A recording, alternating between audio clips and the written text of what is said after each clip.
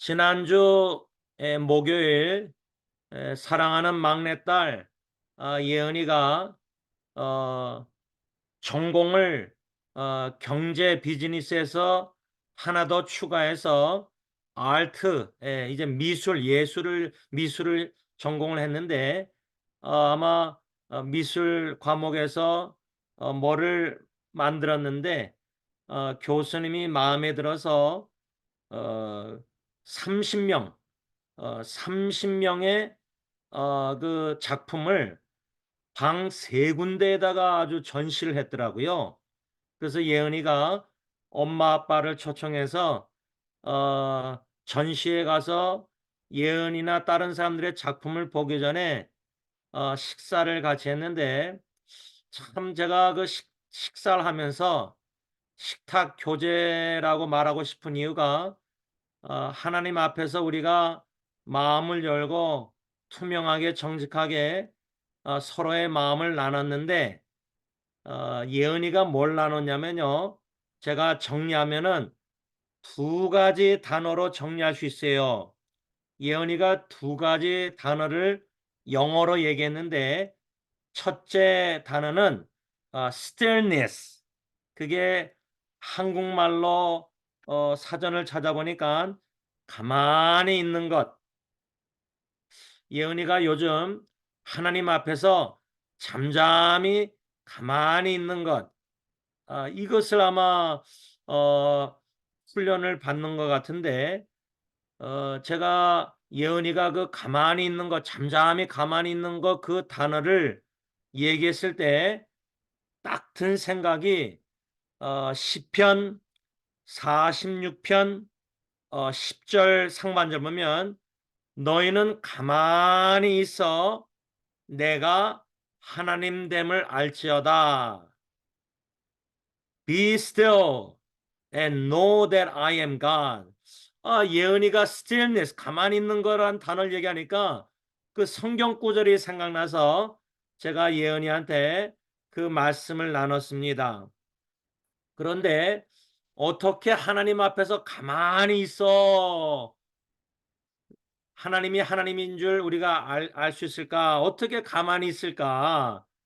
예언이가 지금 좀 겪고 있는 일을 제가 좀 아는데 일들을 왜냐면 예언이가 나누거든요. 카톡으로 엄마 아빠한테. 그래서 기도하고 있는데 예언이 입장에서 좀 쉬운 일은 아니고 좀 어렵고 마음이 아프고 스트레스 받고 눈물도 흘렸다는 좀 어려움인데 그런 어려움을 얘가 겪고 있으면서 stillness, 가만히 있는 것, 너희는 가만히 있어 내가 하나님 됨을 알지어다. 근데 여러분 출애굽기 보면요, 모세와 이스라엘 백성들 홍해바다 앞에서 진퇴양난 뭐 갇혀 있었지 않습니까? 앞에는 홍해, 근데 뒤에 바로 왕 애국 군대 이렇게 막 왔잖아요. 따라왔잖아요. 얼마나 두려워서 막 공포가 있었겠어요. 이스라엘 백성들. 그때 모세가 뭐 어떡하겠어요. 그런 입장에서 뭐 지도자가 하나님께 기도할 수밖에 없잖아요. 우리가 그럴 때 많이 겪잖아요. 아까 우리 찬양 내 모든 시험 무거운 짐도 나 홀로 막 치다가 도저히 힘들면은 모세가 어떻게 했죠? 죽기를 강구했잖아요. 여러분 엘리야도 로뎀 나무 밑에서 죽기를 강구했잖아요. 그런 위대한 주님의 종들이. 근데 실제로요. 죽기를 간구할 정도로 더 이상 홀로 무거운 짐을 질 수 없습니다. 그럴 수 있다고 저는 생각합니다. 그런 상황에서 모세가 기도했을 때요. 하나님이 가만히 있어 내가 너희들 구원하는 거 봐라. 근데 앞에는 홍해, 뒤에는 바로왕하고 군대가 애국 군대가 와서 죽이려고 할 텐데 어떻게 가만히 있습니까? 그러니까 여러분 예은이가 그 나이에 신앙생활 예수 믿은 지 얼마 안 돼서 stillness, 가만히 있는 것을 지금 어, 배우고 있다, 뭐 훈련받고 있다, 뭐 고민하고 있다, 엄마 아빠한테 그 간증이랄까 마음을 나눴을 때 참 하나님께 감사. 예. 이게 저한테나 제 아내한테도 적용이 되는 예언의 나눔이었고요. 두 번째 예언이가 나눈 단어는 테스트. 예. 한국말로 하면 시험. 예언이가 아마 하나님께 기도하면서 하나님의 그 시험을 놓고 아마 기도했는지 실제로 기도응답을 받아서 인간 관계에서 하나님의 시험을 겪었고 지금도 겪고 있어요. 오늘도 카톡으로 문자 와서 아마 좀 인간관계 어려움 속에서 어떻게 되는지 뭐 이렇게 좀 어, 예언이가 엄마 아빠 오빠 언니한테 카톡방에 다 나눴어요. 예언이가 이 시험에 대해서 얘기했을 때 테스트, 제가 창세기 22장 하나님께서 아브라함을 시험한 내용이 생각나서 제가 그 시험 내용을 좀 나누면서 100세 때 얻은 독자, 사랑하는 독자 이삭을 그 모리아산에 가서 번제로 바치라는 이 하나님의 시험, 사랑하는 독자를 바친다. 근데 제가 예언이한테 뭘 나눴냐면 사랑하는 독자 이삭을 바치는 것 자체도 아브라함에게는 큰 시험이고 어려웠겠지만 아빠가 볼 때는 그거보다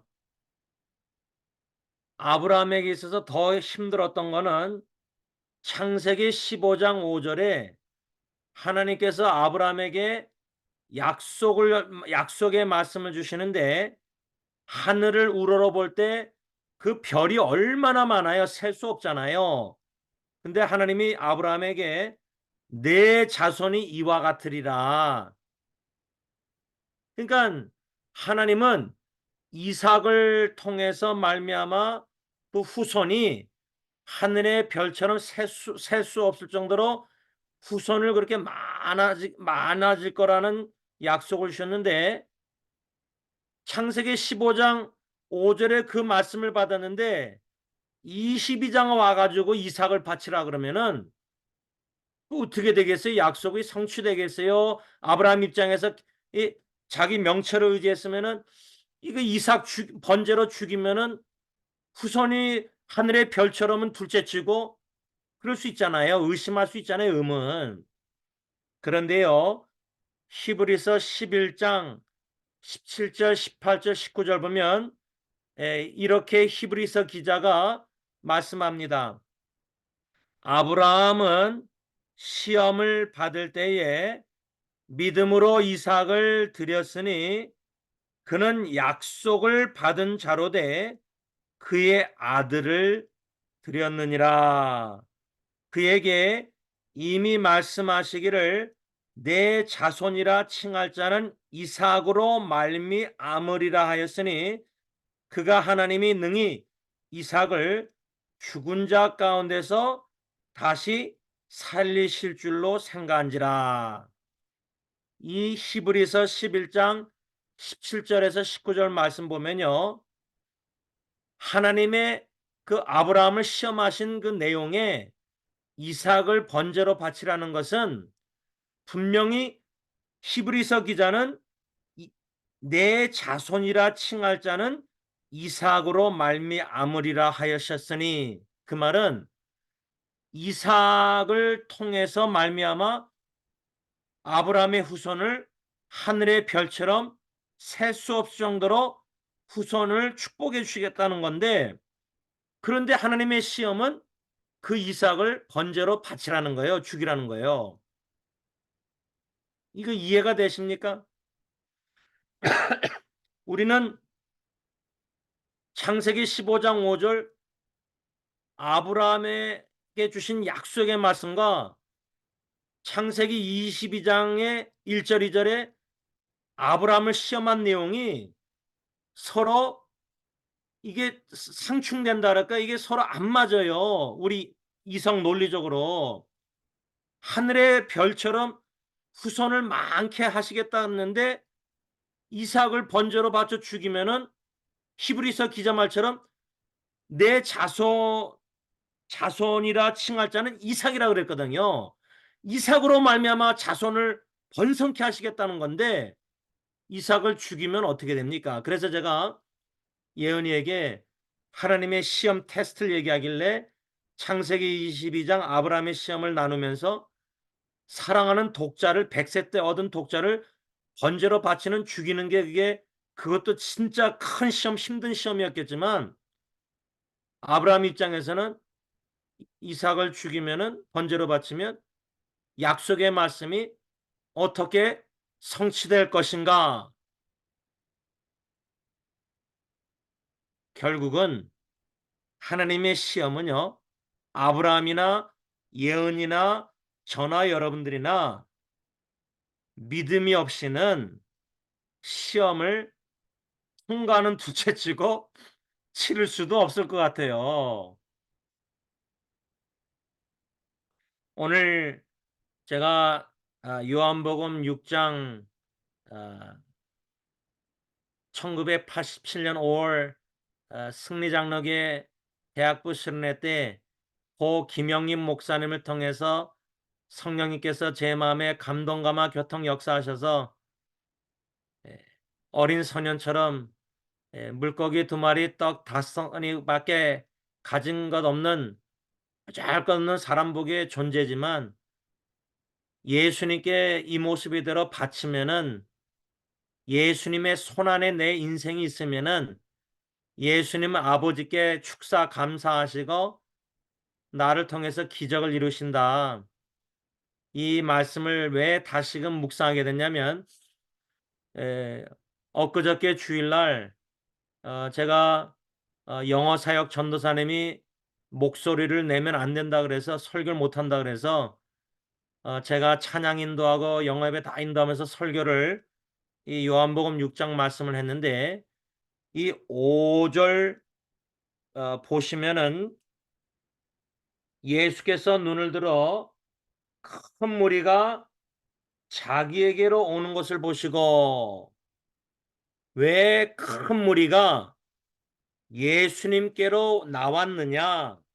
그 이유가 뭐냐?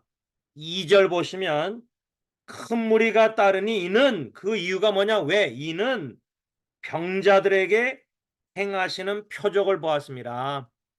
왜 큰 무리가 어느 정도냐면은 10절에 예수께서 이르시되 이 사람들로 앉게 하라 하시니 그곳에 잔디가 많은지라 사람들이 앉으니 수가 5,000명쯤 되더라. 남자만 5,000명 되는 큰 무리가 왜 예수님께로 나왔느냐? 그 이유는 예수님이 병자들을 치유하시는 그 표적들을 보았기 때문이에요. 우리가 왜 예수님께 나아갑니까? 예수님이 우리를 사랑하셔서 예수님이 우리에게 구원의 은총을 베풀어 주셔서 예수님이 우리에게 모든 영적인 축복을 주셔서 예수님이 너무 좋아서 사랑해서 우리가 왜 예수님께 나아갑니까? 어쩌면 큰 무리들처럼 예수님이 병자들을 치유하시는 기적, 표적, 이적 그것을 우리가 사모해서 예수님께 나아가는 것은 아닌가? 그래서 5절에 예수께서 눈을 들어 큰 무리가 자기에게로 오는 것을 보시고 빌립 그 제자들이 여러 명이 있었을 텐데 다 있었을 텐데 왜 빌립에게 이르시되 우리가 어디서 떡을 사서 이 사람들을 먹이겠냐 하시니 이게 이제 시험 문제예요. 시험 문제. 왜냐하면 6절에 보면 이렇게 말씀하시면 신이 어떻게 하실지를 아시고 빌립을 뭐요? 시험하고자 하심이라. 제가 이 말씀을 이렇게 설교하면서 던지게 되는 질문은, 아니 왜 다른 제자들도 있었을 텐데 왜 빌립을 시험하셨을까? 아니 우리 가정 친척 식구들 뭐 많고, 저 같은 경우는 아빠로서 딜런 예리 예언이 3명이 있는데 자식이, 왜 예언이가 하나님이 자기를 예언이만 왜 시험을 얘기하고 딜런 예리는 하나님의 시험을 얘기하지 않을까? 그 말은 예언이가 지금 하나님의 시험을, 테스트를 겪고 있는 거 아니에요. 제가 볼 때는요, 빌립이란 인물을 좀 생각하면은 왜 예수님이 빌립을 시험했을까? 약간의 궁금증이 풀리지 않을까 생각되는데, 빌립의 대답을 보면요, 7절에 빌립이 대답하되 각 사람으로 조금씩 받게 할지라도 200데나리온의 떡이 부족하리이다. 이 빌립의 대답을 보면 빌립은 어떤 사람인가 좀 추측을 할 수 있고, 그러면 왜 예수님이 빌립을 시험했을까? 다른 제자들 말고. 그걸 좀 추측할 수 있는데, 이 7절의 빌립의 대답을 보면 200데나리온의 떡이 부족하리이다. 왜냐하면 예수님이 어디서 떡을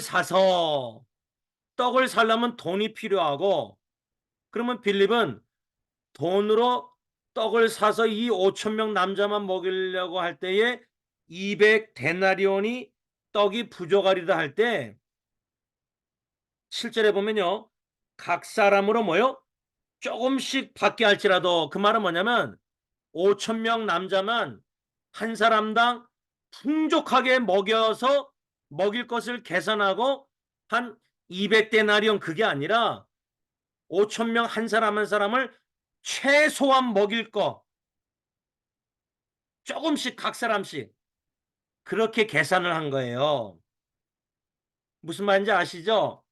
아마 여기 계신 분들 중에 딴 사람들 식사 대접하고 섬길 때 좀 마음껏 먹도록, 뭐 뷔페집에 가서, 뭐 요즘 뷔페집 점심이면 25불, 저녁 30불, 34불이면은 마음껏 먹이고 싶어서 대접하지, 어떻게 하면 식사 대접을 돈이 많이 드니까 조금씩 각 사람씩 조금씩 먹일 수 있도록 대접할까? 아마 우리 식구분들은 다 손이 크셔서 밥도 많이 푸시고 반찬도 많이, 김치도 담아서 주시는 분들이니까. 근데 빌립은요, 5천 명 남자만, 뭐 여자 애들까지 하면 10,000명, 뭐 15,000명, 몇 명 될지 모르지만 어디서 떡을 사서 이 사람들을 먹이겠느냐? 예수님의 시험 질문, 빌립의 답변은 각 사람씩 조금씩 먹인다 할지라도 200데나리온의 떡이 뭐요? 부족하리다. Not enough. 모자르다, 그 말이죠. 부족하다. 제가 이 말씀을 묵상하면서요, 요한복음 14장 8절에 빌립이 또 대답하는데, 거기도 뭐라고 빌립이 말하냐면, 예수님께 주여 아버지를 우리에게 보여주옵소서, 그리하면 족하겠나이다. Enough. 아버지만 보여주면 족하다, 만족하다, 예, 만족하다, 족하다. Enough. 예? 그러니까 빌립이란 제자가 오늘 본문 요한복음 6장 7절에 200데나리온의 떡이로도 부족하다, not enough 그랬는데, 14장 8절에는 아버지만 보여주시면 족합니다, enough, 괜찮습니다, 만족합니다, 그거예요. 이 두 답변을, 이 말을, 빌립의 말을 종합해서 묵상하면서 왜 예수님이 제자들 중에 빌립을 시험했을까? 빌립은 뭔가 계산적이고 200데나리온의 떡 5천 명, 계산이 빨랐던 사람 같아요. 그리고 아버지만 보여주면 족합니다 한 거 보면은 하나님 아버지를 보여달라. 예수님은 너희가 나를 보고 나를 믿으면 아버지를 본 건데 아버지를 보여달라는 거예요. 하나님 아버지를. 그러니까 계산적이면서 아버지를 보여달라는 거는 믿음으로 사는 사람, 걷는 사람이라기보다 눈으로 보는 대로 사는 사람 있잖아요.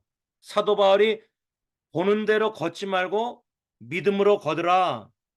보는 대로 살지 말고 믿음으로 살라 그렇게 말씀했는데 빌립이란 인물은 보는 대로 사는 사람이었어요. 계산적이고. 이렇게 믿음이 연약한 사람을 예수님이 시험하셨다는 거예요. 그 말은 우리가 믿음으로 살지 않고요.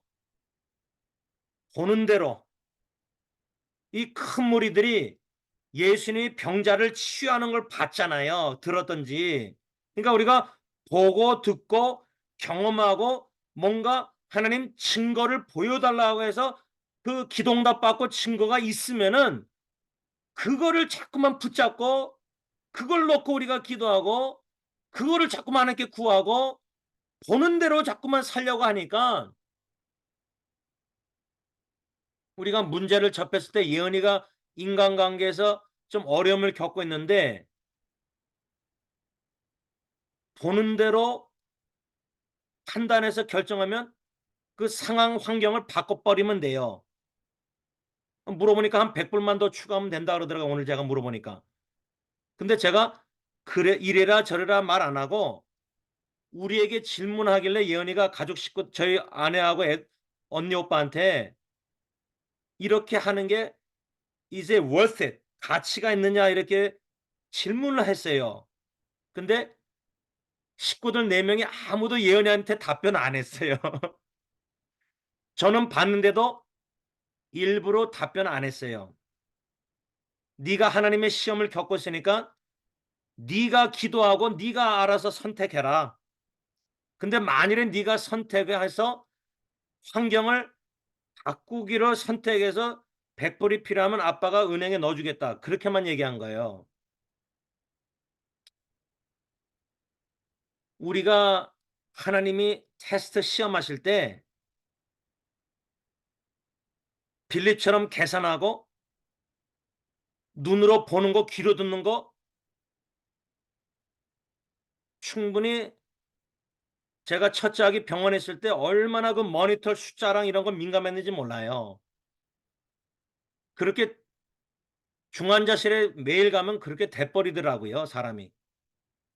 믿음의 주 온유케 하시는 주님 바라보지 않고 믿음으로 기도 안 하게 되고 애가 좀 좋아지고 숫자가 올라가고 치수가 나아지고 그러면 기도응답 받는 것 같고 애가 죽을 것 같으면 막 마음이 다운되고 슬프고 그러니까 빌립을 왜 예수님이 시험했을까? 그런데 제가 여기서 또 한 가지 참 흥미로운 것은 예수님의 질문이요. 5절에 어디 우리가 그랬어요. 우리가. 그러니까 예수님이 너 빌립아 그게 그렇게 안 하고 우리가라는 것은 빌립 너를 시험하지만 너나 나나 우리라는 것은 예수님도 포함된 거 아니에요. 우리가 어디서 떡을 사서 이 사람들을 먹이느냐.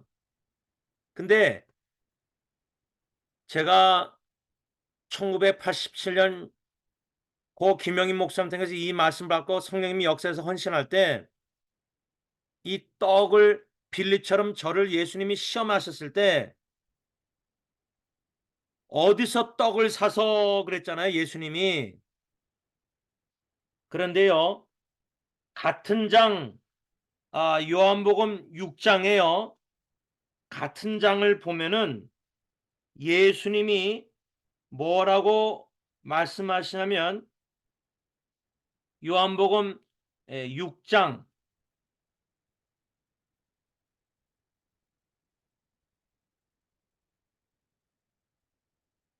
48절에 내가 곧 생명의 떡이니라 이렇게 말씀하세요.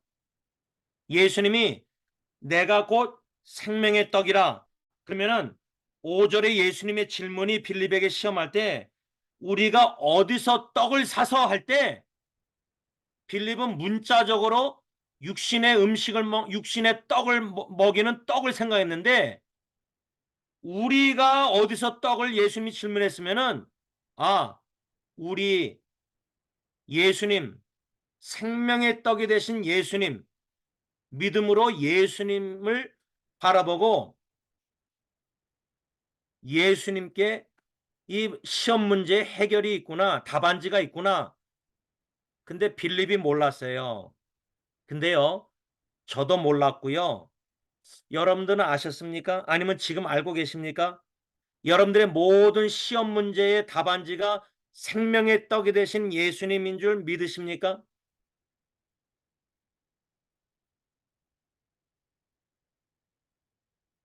6절에 보면 이렇게 예수님이 말씀하시면 뭐요? 신이 어떻게 하실지를 아시고 생명의 떡이 되신 예수님은 그 5천 명 남자만 큰 물이 다가오셨을 때 아니 그들이 뭐 예수님이 행한 이적을 다 보고 따라온 거 아니에요. 표적들을. 예수님은 그들을 어떻게 먹일지 이미 다 알고 계셨어요.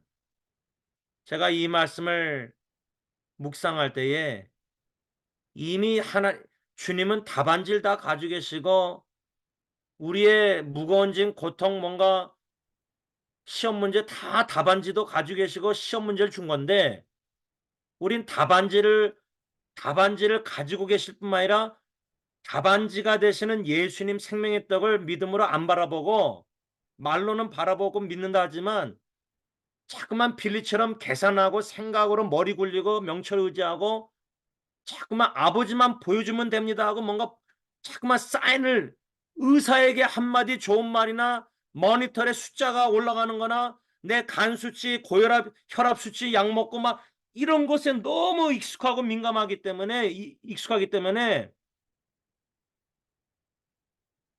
예수님이 이미 다 아신다는 말씀을 생각할 때 욥기 23장 10절 우리가 잘 아는 말씀 있잖아요. 욥이 왜 그렇게 모든 고난을 다 당하고 10명 자식 죽고 다 알잖아요. 그때 욥기 23장 10절 현대해성이 욥이 뭐라 하냐면 그러나 하나님은 내가 가는 길을 다 알고 계신다. 왜 이렇게 얘기했어요? 그 문맥 보면 욥은 몰랐어요. 욥은 왜 자기가 고난을 당하는지 알 수가 없었어요. 제가 어, 성도님들이나 형제자매들 지체들 상담할 때 하나님의 뜻이 뭐냐 막 자꾸만 하나님의 뜻 무엇인지 막 이렇게 예리도 일본에서 하나님의 뜻이 뭔지 막 물어봐요.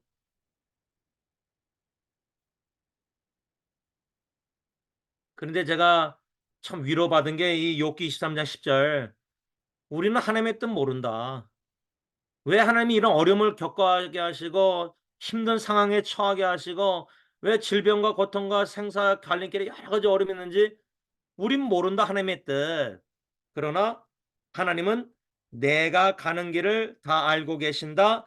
그가 나를 단련하신 후에는 내가 순금처럼 깨끗할 것이다. 이게 욥의 고백이었어요. 믿음의 고백.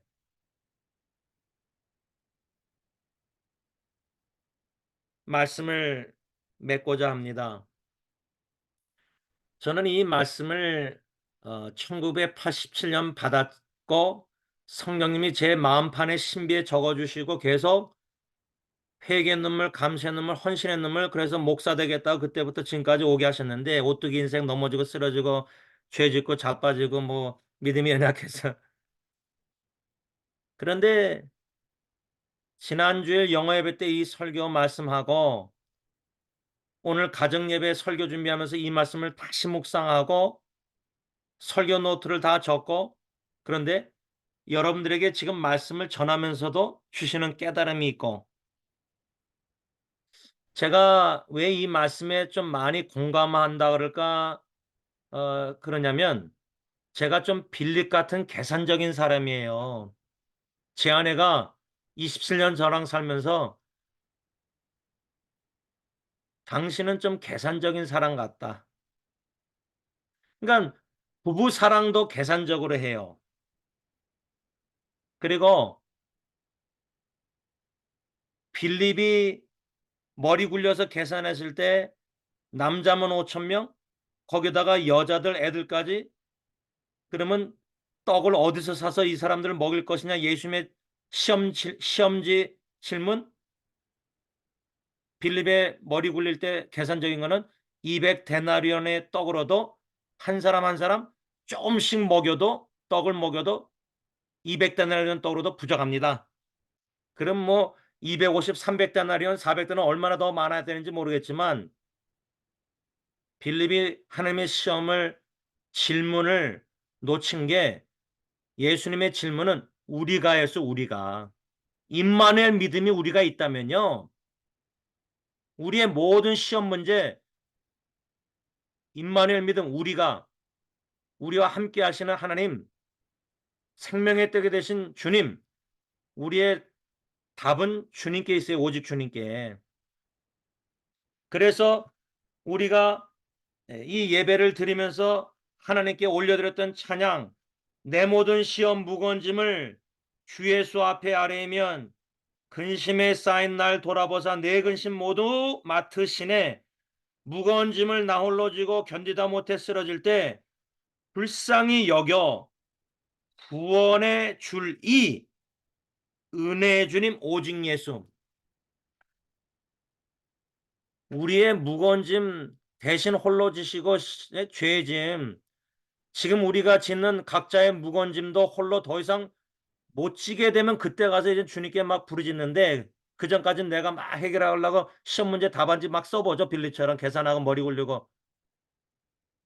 근데 하나님이 코너로 몰아가서요. 홍해처럼 동서남북 아무리 봐도 문제 해결점이 없을 때 그때서야 모세처럼 하늘 우러러 하늘에 계신 아버지를 간절히 찾는데 간절히 하나님을 찾으면서도요. 구원해 줄 리는 오직 예수님밖에 없다는 걸 믿지 못하고 기도할 때가 많아요. 제가 뭐 주영이 때 의사 한마디 한마디 간호사 한마디 한마디 막 모니터 컴퓨터 수치가 뭐 좋아지고 나빠지고 완전 중독이 돼버리 거기에 그냥 빠져버리더라고요. 늪처럼 제가. 주님이 안 보여요. 주님께 기도도 안 하고 기도도 안 나고 아프니까. 그런데 이 빌립이요. 200데나리온 떡이 부족하다. 하나님 아버지만 보여주면 족하다. 이너프하다. 근데 고린도후서 3장 5절 보면요. 우리가 무슨 일이든지 우리에게서 난 것 같이 스스로 만족할 것이 아니니 우리의 만족은 오직 하나님께로부터 나느니라. 제가 왜 이 성경 구절을 다시금 묵상하게 됐냐면 킹 제임스 버전 영어로 보면요. Not that we are sufficient of ourselves to think anything else of ourselves, but our sufficient is of God. 이 sufficient이라는 단어가 나오는데 남자만 5천 명 떡으로 사서 200데나리온 먹이는 거 200데나리온의 떡으로도 not enough. 그 말은 부족하다. 그 말은 not sufficient.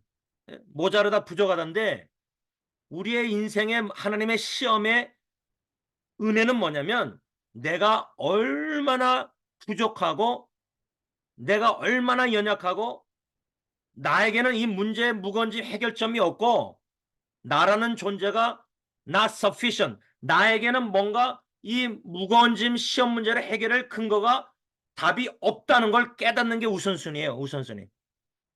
그래야지 성령 충만해서 주님의 일하고 선교사역 모든 주님의 일하지 내가 살아있고 내 계산적이고 의지 명철 막 경험 이렇게 하다 보면은